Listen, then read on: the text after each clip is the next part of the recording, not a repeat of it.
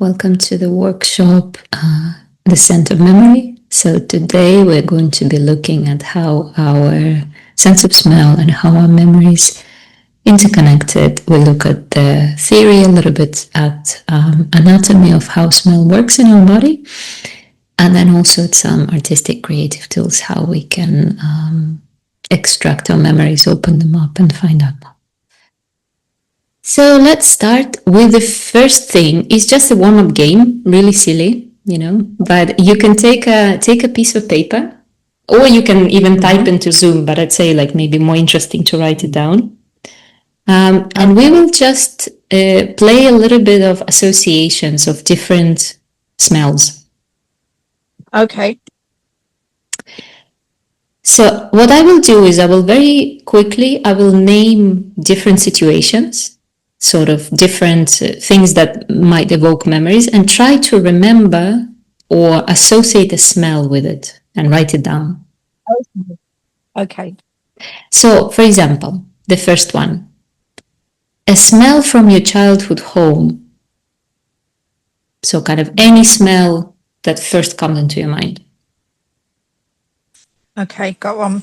Then we have a smell that reminds you of love.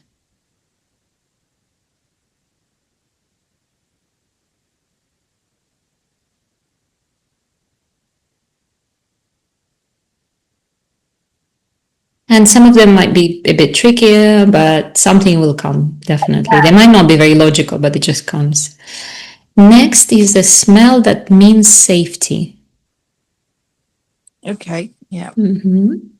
Next is a smell you miss. Something that you miss. Okay. Next is a smell that you find strange or mysterious. Strange or mysterious. Okay. Yeah, got one. Then you've a smell from a celebration.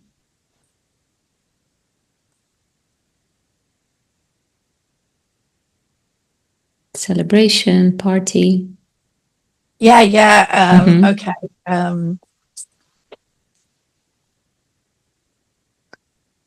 Next one is a smell that made you cry.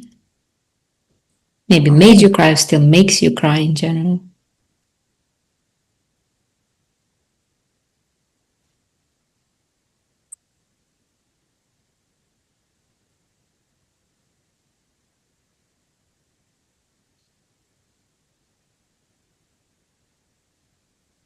That's a hard one.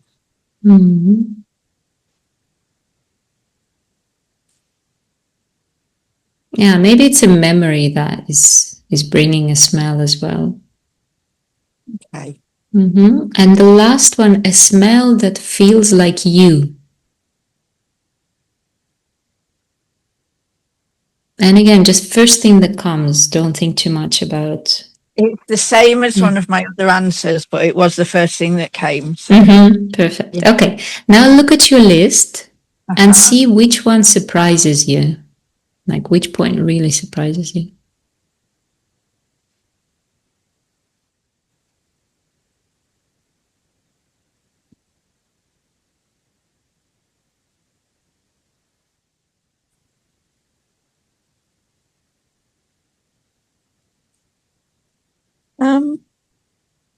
I guess I had the one, a smell that I miss.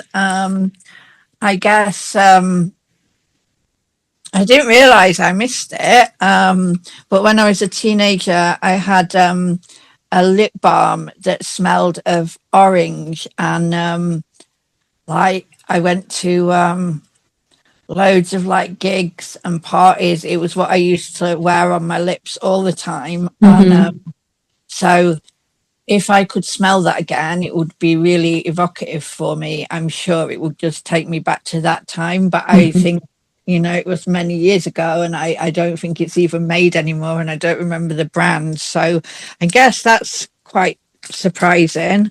Yeah. Yeah, It's very interesting, isn't it? One of the things about memory is that it's quite easy to remember things we've seen.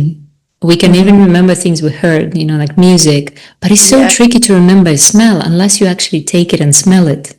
Yes. Yeah. Yes. It's Exactly. it's really hard.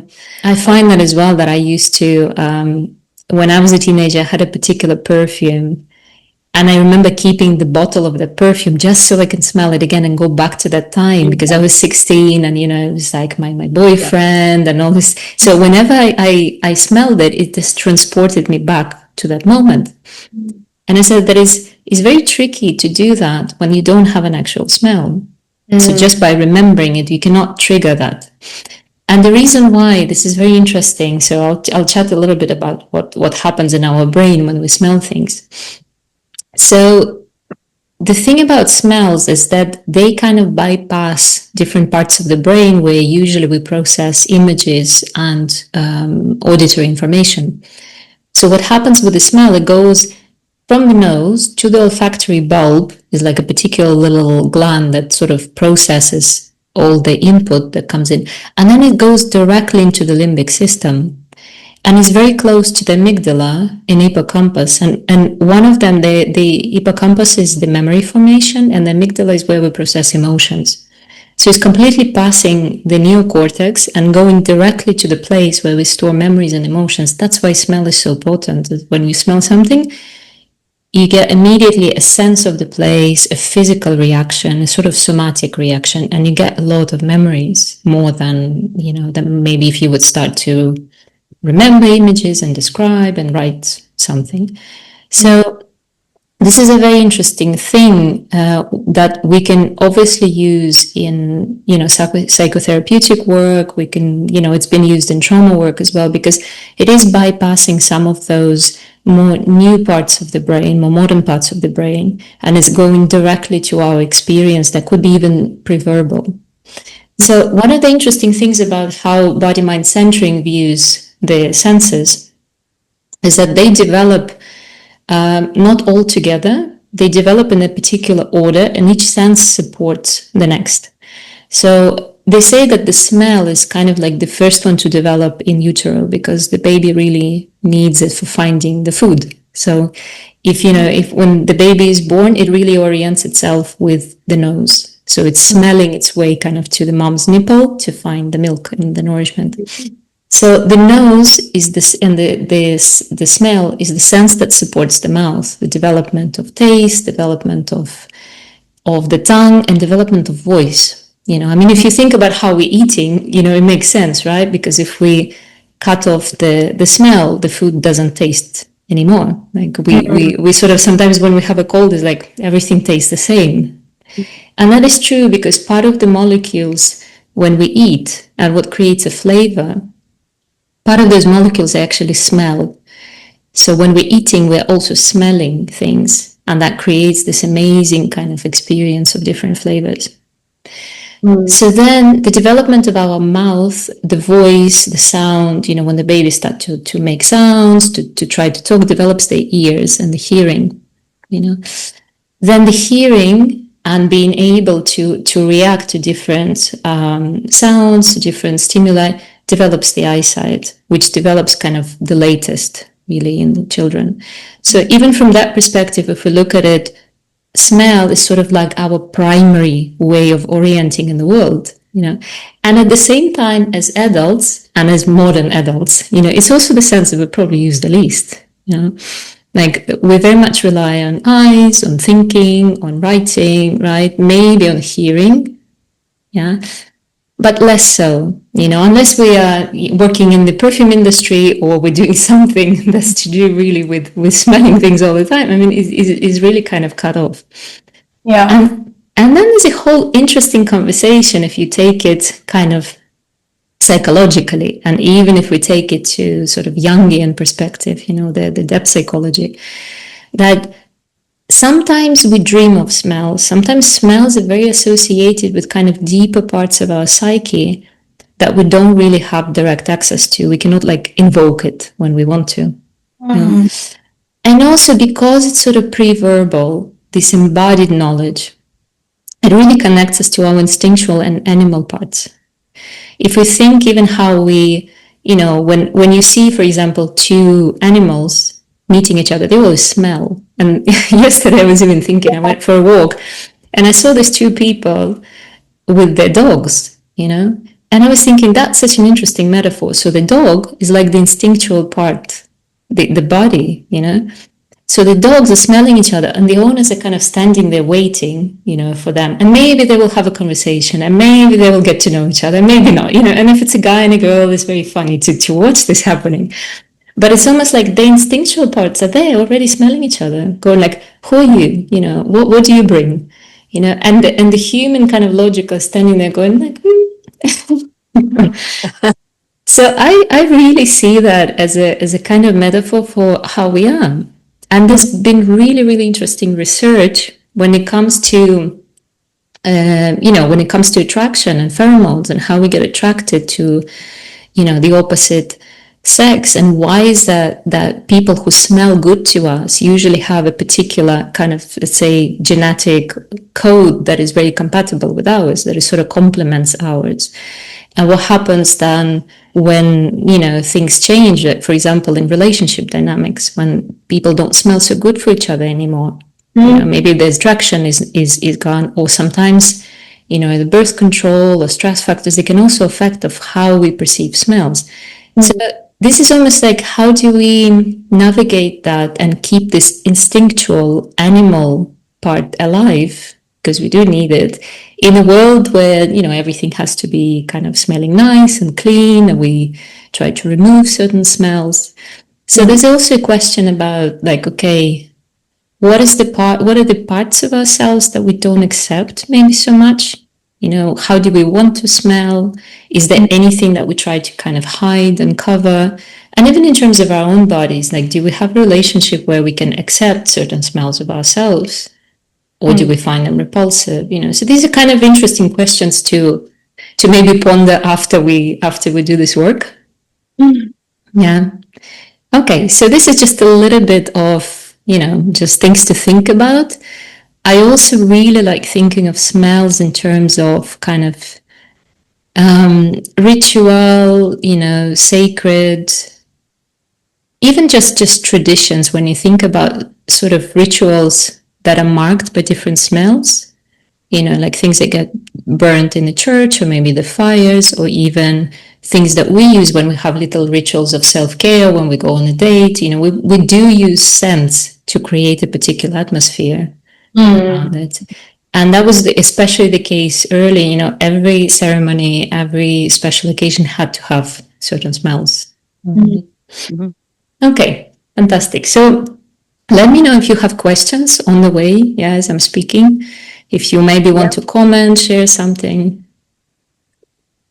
Okay. So now we just have a little bit of kind of a little view of anatomy, just to see how our noses work. You don't need to memorize any of this, you know, you can ignore the terms. So this is just to see that when we're smelling something, these green little circles, the molecules, they enter the nose, and you see they're going quite high. So the olfactory bulb is really kind of almost on the line between the eyes, kind of third eye. And here you have this little space that has sort of like little hairs that move the molecules, move them up, and then you have receptor cells that receive those molecules, and then they direct them into the neurons, the nervous system cells that would receive those signals and then redirect them to the brain. There's another image that maybe also shows you, okay, so we're smelling the rose, there's the odor molecules, then they go into this space, and inside there's this complex exchange. And you see the olfactory bulb is very close to the limbic system, so it goes like almost directly in there. So this is something once we start doing the somatization, this little meditation, you can imagine these things. You can really connect with those parts of your nose, your brain, feel how it's happening, or you can just listen. And then another one shows, again, you don't have to kind of get into the details of that, but this is the cilia. These are the little hairs that collect the scent molecules, move them to the receptors, and they pass even through the bone, you see, into the brain. And then when we're tasting something, there are also parts of the molecules that are also passing into the same area, and that's what creates flavor. So if we say we were given like this fantastic vanilla ice cream with, rose petals and something else, but then we removed the sense of smell, we would just taste sweetness and nothing else. But the nose and the scent of smell is really what creates this fantastic flavor. Okay, so this is the only science you will need, really, for this session. And in this part now, so we're going to, I will put on some music in the background, and we will do the following. There will be just maybe 5 minutes where we're going to be breathing, and the breath is called circular breath. So we will inhale through the nose and exhale through the mouth. And we will do it in a kind of a rapid way. You do it as you're comfortable. The idea is to clear a little bit our nose and kind of enhance the sense of smell. So if you're getting a bit dizzy because it's too much oxygen, you can slow down. But the idea is that we stop, we remove the pause between the in-breath and the out-breath. So it looks like this. Instead of doing, I'm doing, yeah. So it's a little bit more oxygen. So, if you think you might get a little bit dizzy, you can sit down, you can lie down as well, put your feet on the floor, kind of bend your knees, you can be close to the wall. So you just get comfortable. It's only 5 minutes. And the idea is that we really release our tummy, our stomach, so we don't hold it. And each time we inhale, we kind of fill our tummy with air. So our belly goes out, fills with air on the in-breath, as big as we can. On the out-breath, it just releases. So we are connecting the nose with the stomach. We are connecting the nose with our animal part, with the belly. So it's just, if you've done yoga, you know that there's, belly breathing is very common. It's just a little bit faster. So you keep that going. I will guide you for about 5 minutes. And then from there, directly, we will move into take our scents and we start smelling. Okay. Perfect. Okay. So I will just mute you. If you need to say something, let me know. But also adjust your speed, adjust your comfort. You don't have to be fast. Yeah. Great. Okay. So I like doing this lying down because then the belly is really soft and relaxed. So see how you are. I mean, maybe you're sitting but kind of leaning on something, so you're not constrained in this area. You don't need to be looking at the screen as well. I'm not going to be showing anything. So.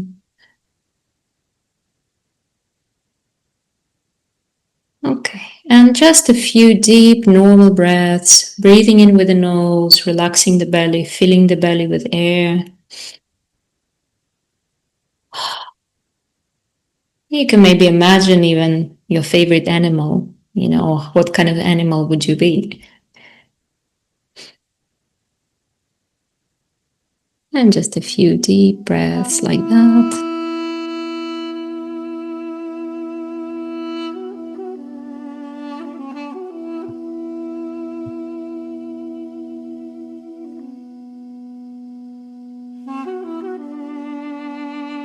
And then just keep it steady, continuous, and start to remove the pause between the in-breath and the out-breath. So it's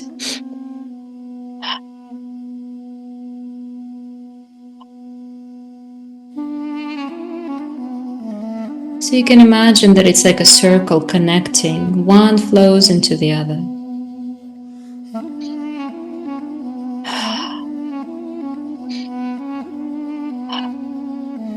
And on an in-breath, the belly inflates as far as I can let it go, and then releases.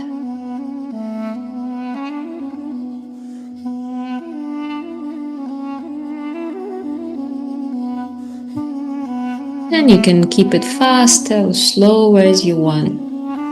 If you find that you're thinking too much, you can speed up a little bit.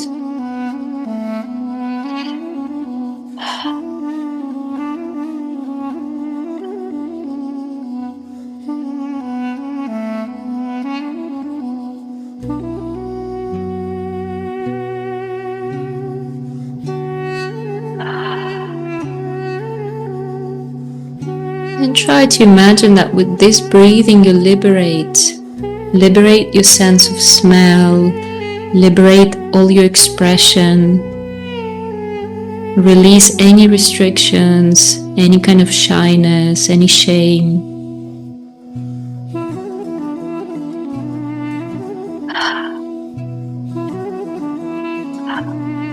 Let your belly really take in all the smells, expand and release.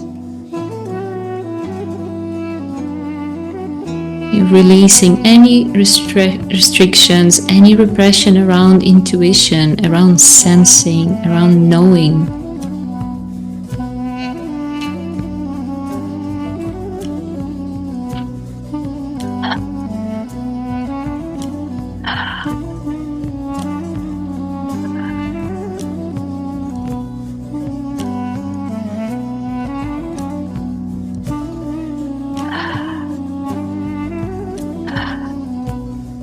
And feel that this is your right to smell, to feel things with your whole body, to know something through your body.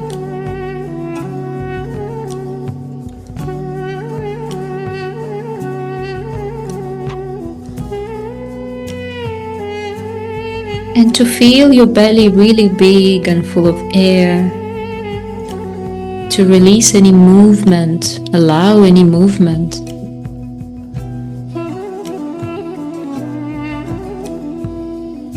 And really feeling this animal part that it wants to smell, it wants to know. This is the most natural way to know the world.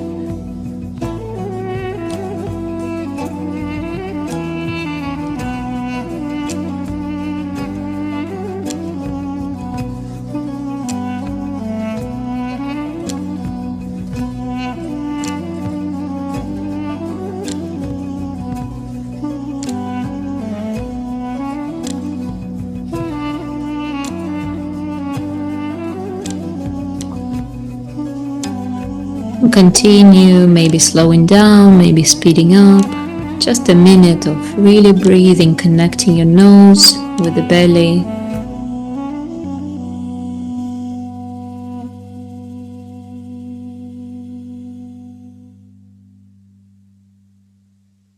And in the last minute, just slowing down, coming back to normal breathing. And feeling like the sense of smell is starting to expand and really fill your whole body, your skin, all of the cells of your skin. So you can really perceive the smell and perceive the world through the whole body.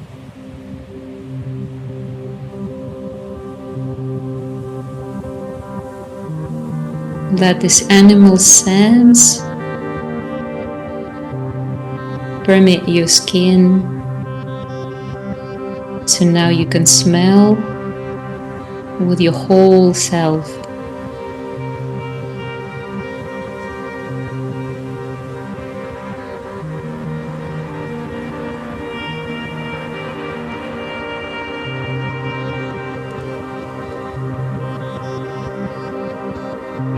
And just stay there for a minute or two, just enjoying. Maybe there's movement, maybe there's just stillness and presence. Sensing how you're returning into this state of most natural, most organic, to perceive and sense the world with your whole self, to smell, to understand.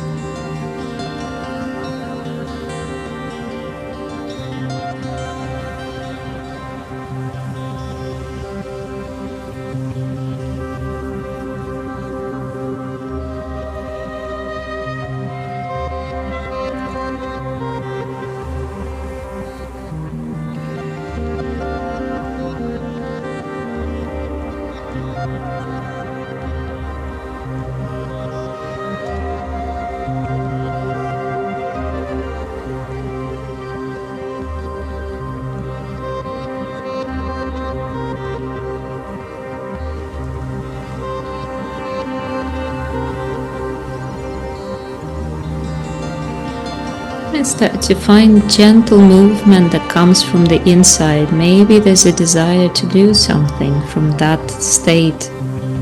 Maybe your skin is perceiving the space in the room, the smells in the room.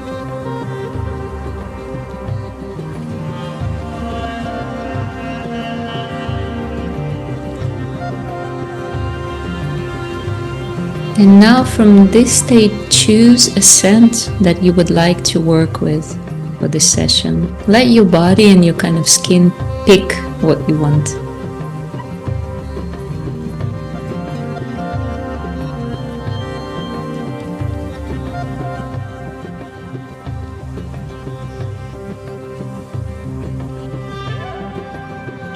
So if one of the scents that you brought, choose one, and for now don't smell it, just leave it next to you.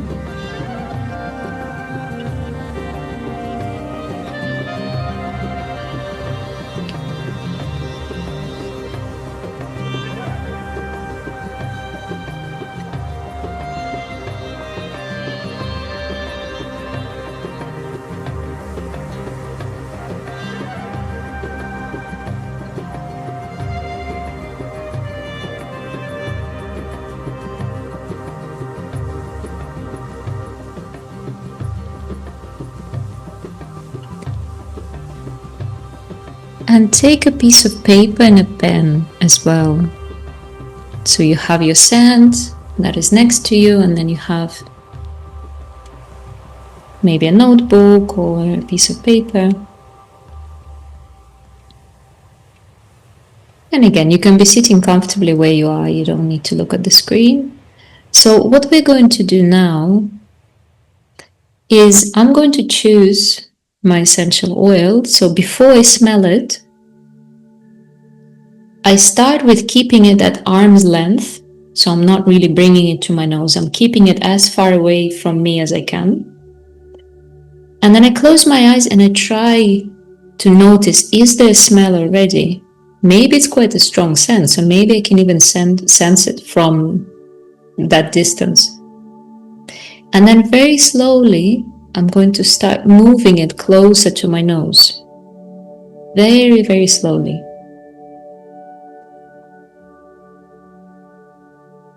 So it's not rushing, keeping it really far away from me.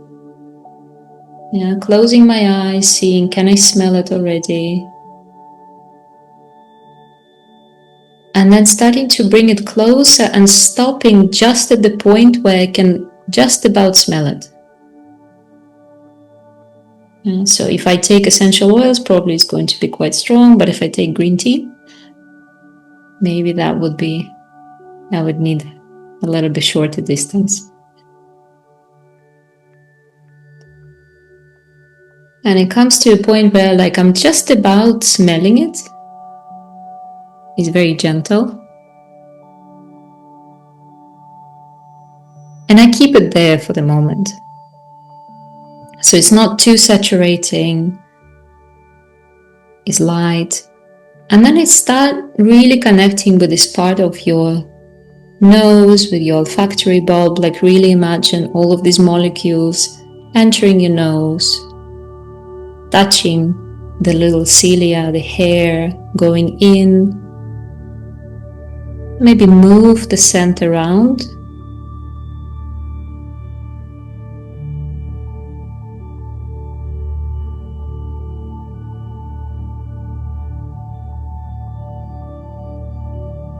And really just close your eyes and let yourself be in that. Okay, I can gently just about smell it. And what is it like, maybe if I keep it on the right hand side, what is it like to breathe in with my right nostril? How does it feel in the right side of my brain? And then if I move it to the left, what is it like from the left nostril, the left side of the brain?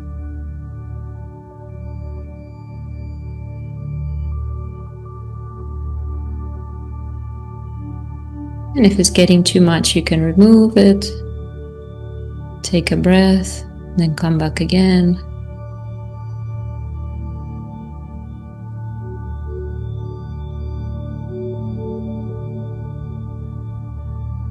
Just keeping it there where I can sort of sense it, I can feel how the nerve fibers are catching the smell, moving it to my brain. Something is happening.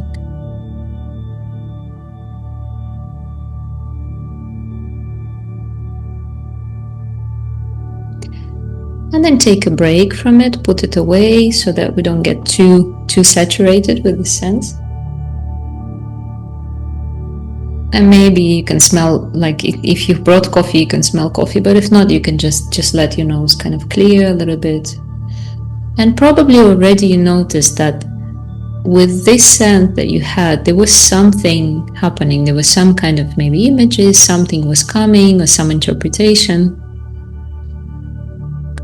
So what we're going to do now is we're going to take the scent, bring it closer, smell it, and write down the first association that comes to mind. You know, the first thing you smell, you can say, it smells like this, and you write a word. It can be something like logical, right? It smells like, I don't know, green tea smells like grass. Or it can be something not very logical, like suddenly I might write, I don't know, tobacco or summer or something that I'm associating, or color green or color purple. So each time we're going to be smelling and removing and writing. So it's a little bit like we're sommeliers, we're tasting the scent. And really take your time, do it slowly, don't try to rush and interpret. It's not the point of like who gets the most notes in it, but it's really about what is it for me? What does this smell bring to my memory?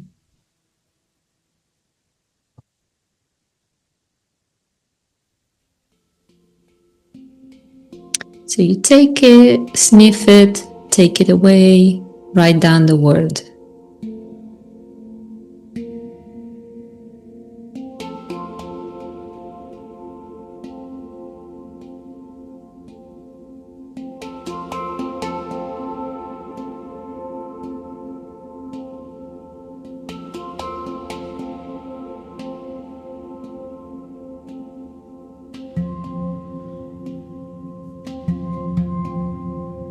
And probably the first associations are going to be quite obvious. But then you might notice that something is changing, that you might start noticing other smells. Or you might start to get like a sort of a reaction in your mouth, almost like a taste is coming up.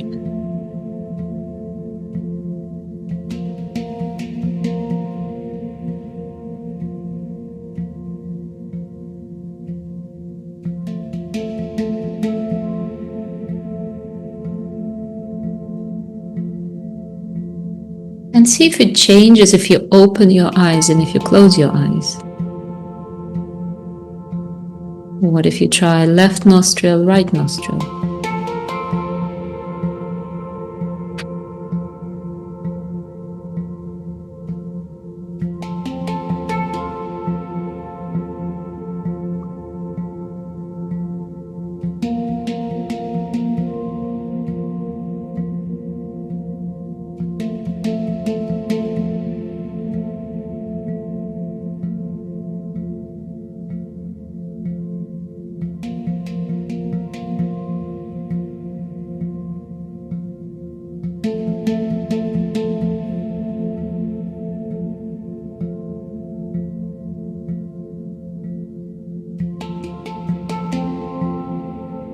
And there could be certain smells that are really hard to describe. So you might get sort of like an image or a vague sensation. So just find a word that expresses it. It doesn't have to be, you know, an object or something you can really smell. It could be a word for your memory, a word for your feeling.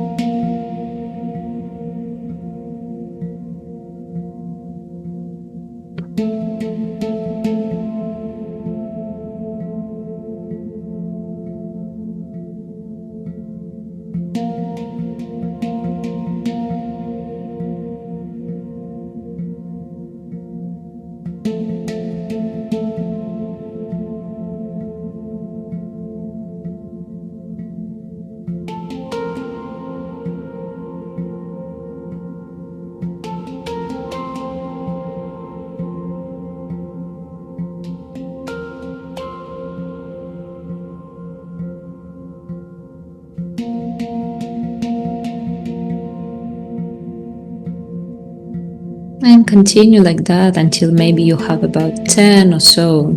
You can write more words, but up to maybe 10.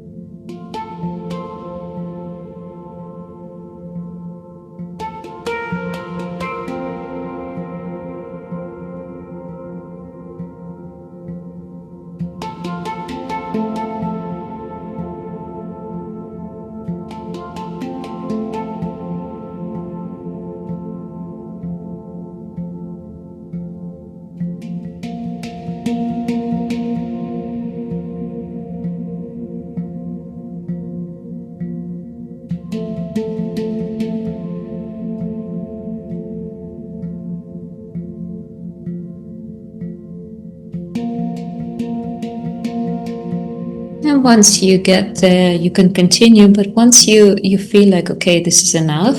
I have enough. I have like the full really spectrum of it. You can put the scent away and just close your eyes and really feel how now your body, your brain, everything is saturated with the scent, with the smell. So start noticing, where do you feel it in your body? It's not just in your nose anymore. Maybe it starts to move to your throat, your mouth. Maybe it's in your belly, maybe in your chest. So kind of see how this cloud, this atmosphere that was created, these molecules, they start to travel, and really feel, where is it in your body?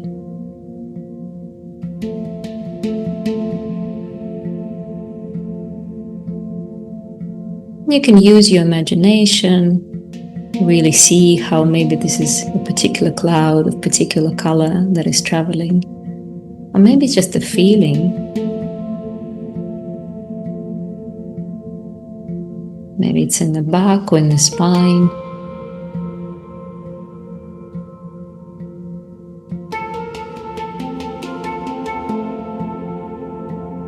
You just still get this sort of sense of this smell, how it makes you feel. It's sort of like this body memory that we have inside.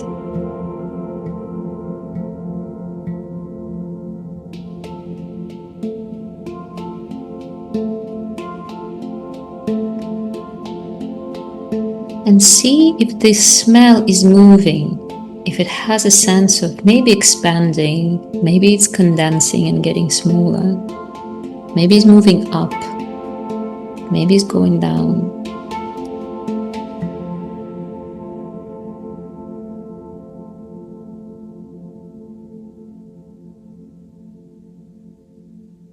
And just let your body have a response. It's not maybe even yet a movement, it's just a kind of preparation or intention to move, or a desire to move.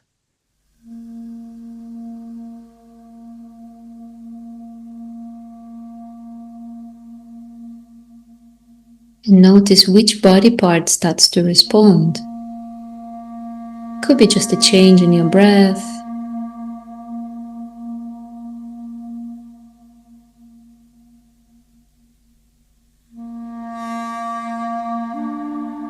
And this movement could be very soft and small or quite intense, and it wants to express itself in the space.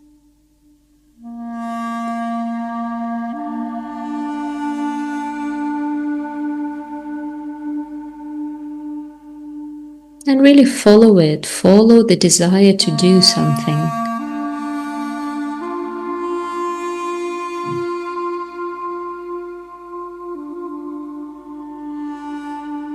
What do you have a desire to do now?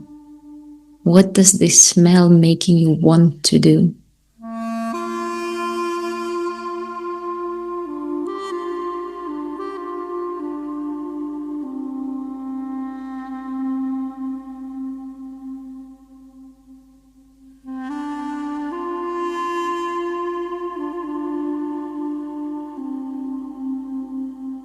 And as you're moving, notice, what did the smell provoke?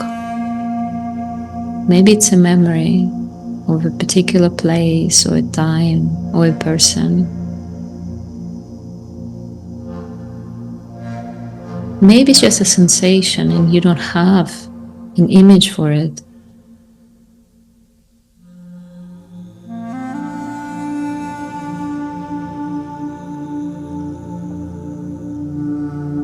And let your nose lead the way, and the rest of your body can follow and move.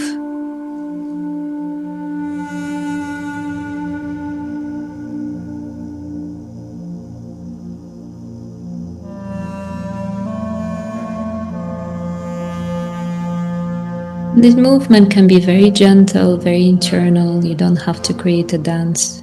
But something is changing inside, something is changing in your body.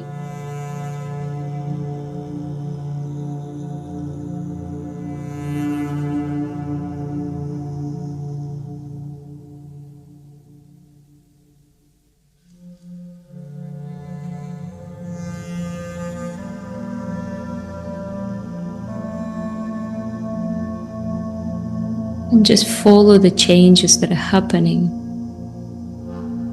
whether there's a story or not.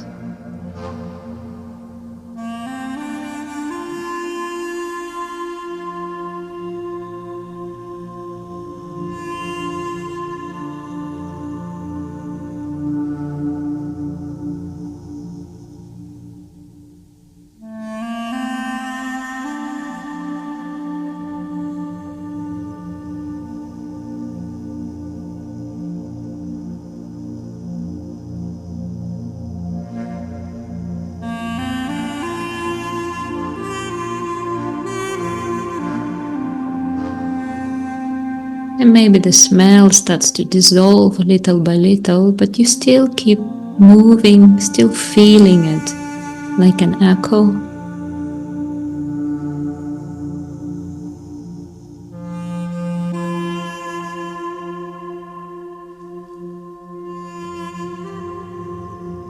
Notice how your body is different now after moving with these memories, with these smells.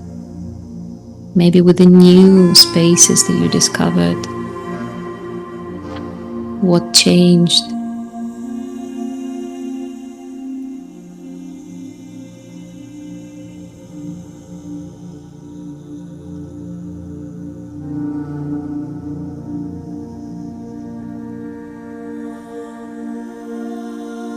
Maybe you're already doing that. Touch your body where you feel that you need it. Very gently, just supporting a part that maybe needs a bit of it. Breathing.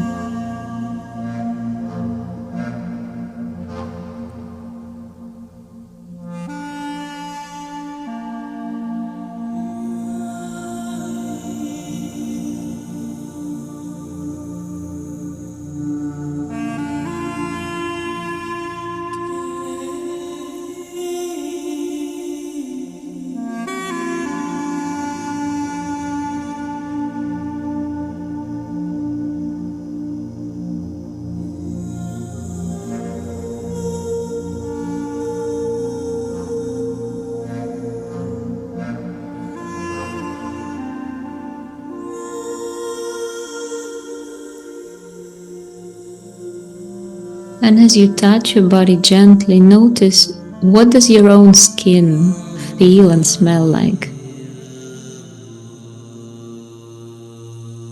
Can you include yourself into this sensory landscape?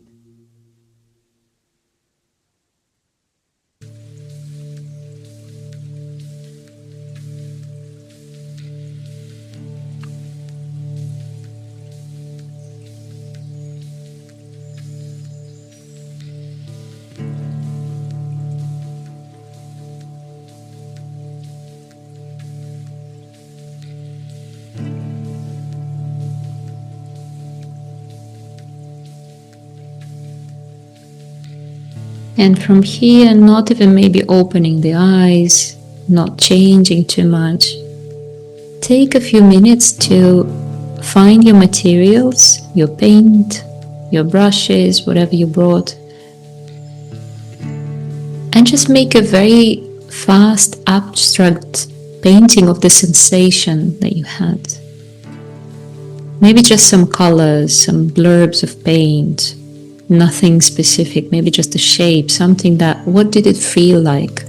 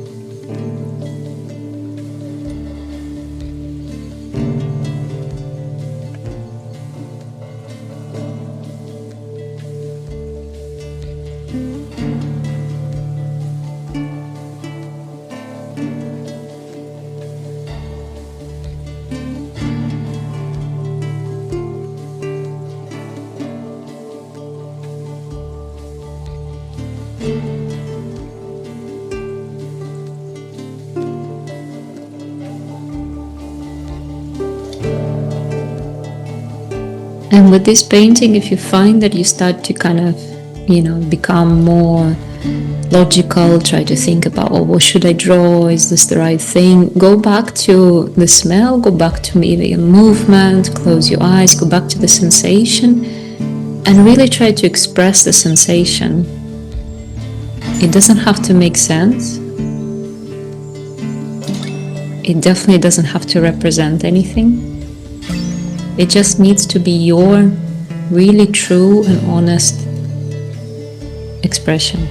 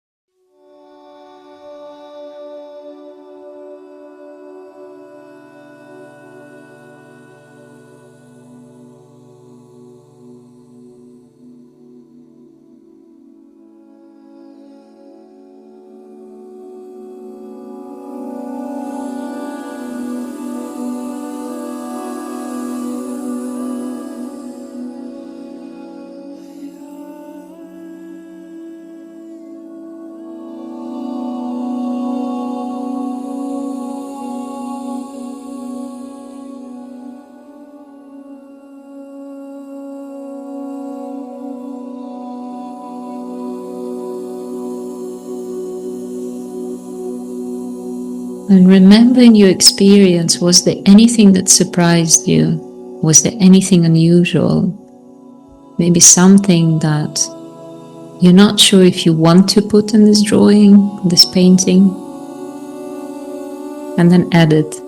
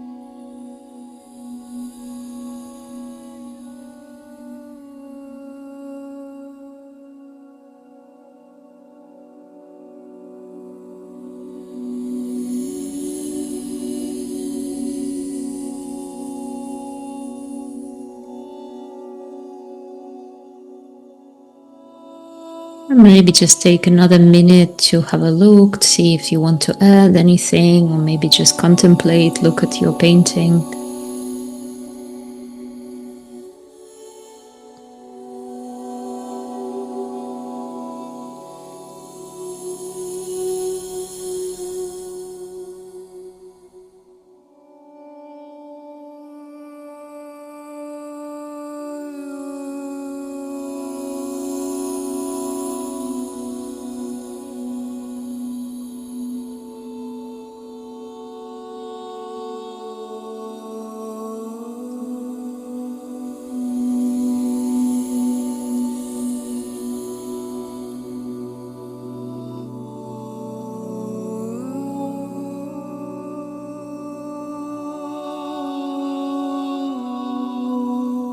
And once you feel like you can pause, I'm not saying finish because you can finish it later. Maybe it never will be finished completely, but just leave it aside and go back to the words that you've written, the associations to your scent. So we're going to work a little bit with writing, with creating a sort of poem or a sort of narrative. So take the piece of paper, your notebook where you wrote the words,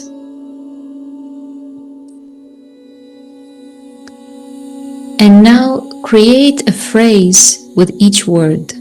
So you can write them one under another, like lines. So you look at the word, it can be a short one, just pick 10 words if you had a lot. Pick maybe 9, 10 out of those and write a phrase with each one. And your word can be in the beginning, it could be in the middle, in the end, anywhere. It doesn't have to be a full sentence. It can be an exclamation, it can be a question, it can be a sort of random abstract thing. Like think of writing poetry. It doesn't have to rhyme, obviously, but phrases.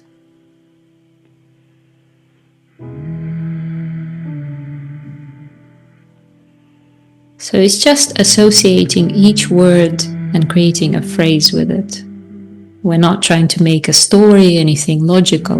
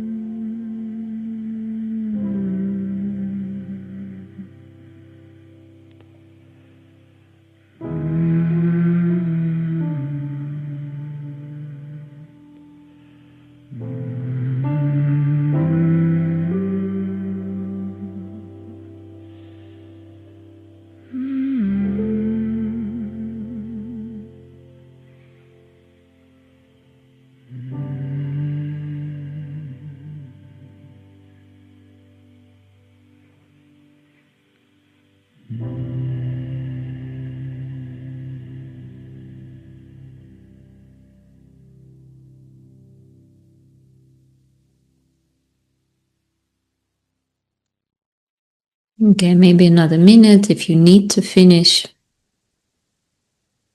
And if you're finishing, you can then put numbers from 1 to whatever number you have. So each line will have a number. 1, 2, 3, 4, 5, and so on.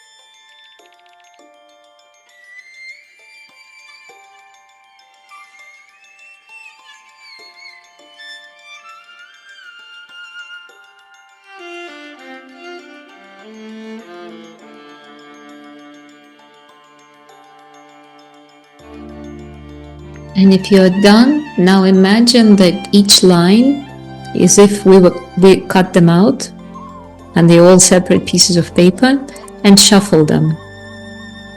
So mix them around so that maybe the last line will become first, or you swap the middle, so they won't be in the same order. And then you recreate another order, another poem. So maybe line number 1 will be in the middle, line number 5 on top. So you might change the ending, the beginning, it will be a totally different poem now.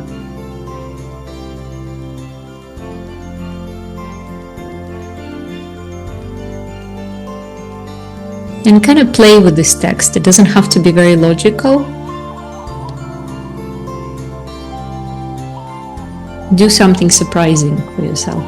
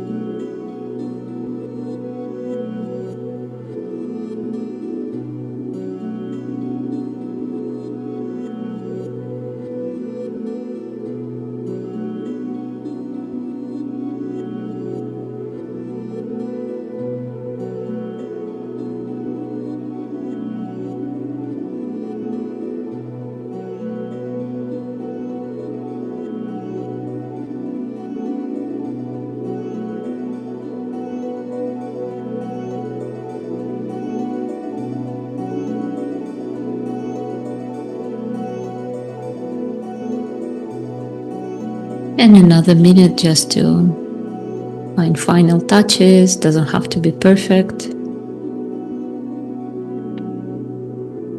The more curious and unusual it is, maybe the better.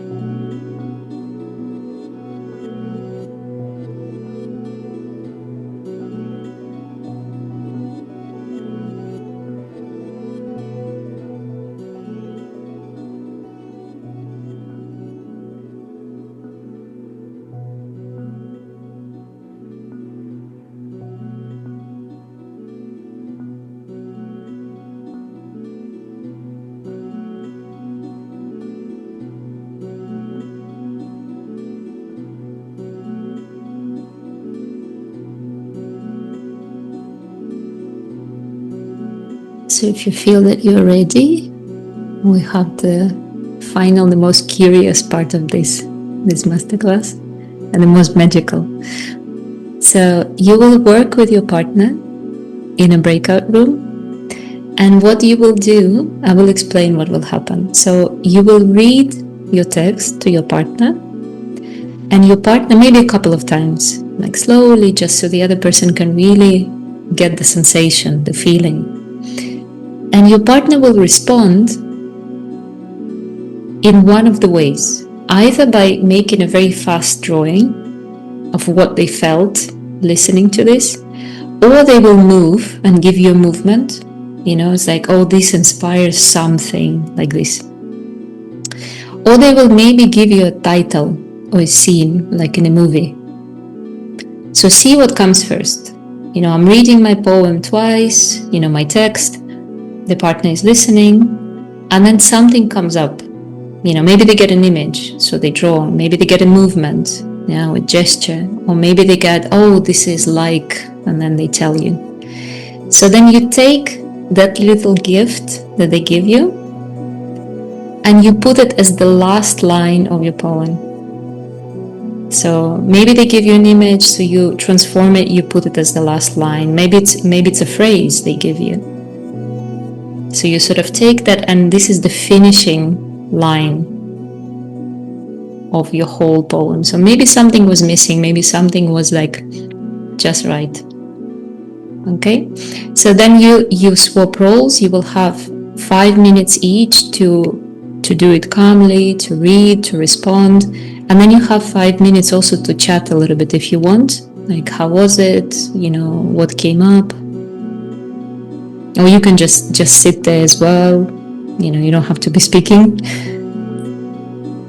Okay, is this clear? Should I explain again? Yeah, clear, perfect. I will give you 5 minutes for the first person, 5 minutes for the second person, 5 minutes for discussion. You don't have to stick to it. If you're still talking, keep talking, you know, don't feel like obligated. Perfect. So enjoy. I will see you in 15 minutes.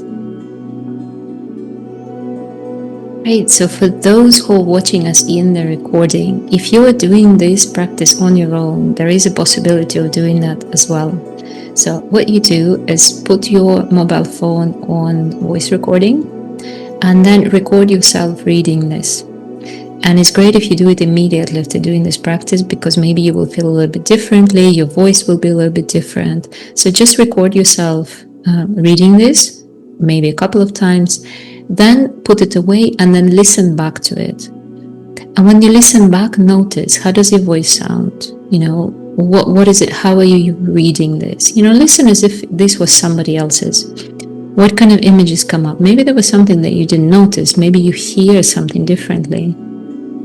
And then you can have a response from that You can draw something, maybe you find something to add to your drawing, maybe you find some kind of title, maybe you find a gesture, something that sort of continues the story.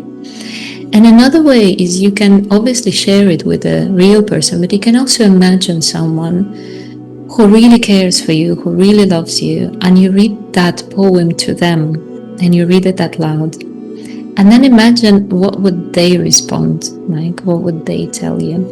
And this could be a real person, this could be an imaginary person, this can also be yourself. You know, if this was maybe something to do with your memory of your younger self, this can be your future self. So just let your imagination run wild with this one. And then when you finish with this, look at your painting and look at the poem, including the final line, and see what's the connection between the two. Maybe the poem continues the painting, or maybe the painting is another representation of the poem. See if you can find a title for what you painted and how that connects to your poem. And then if you want to take a step back, maybe the next day, maybe in a few days, when you get a follow-up email with some other practices and questions for reflection, just notice, how does this situation, this memory, what you painted and what you draw, how does this connect with your current life? Maybe there's something in your current life, some questions, some situations that you can find answers or hints in what you've just done.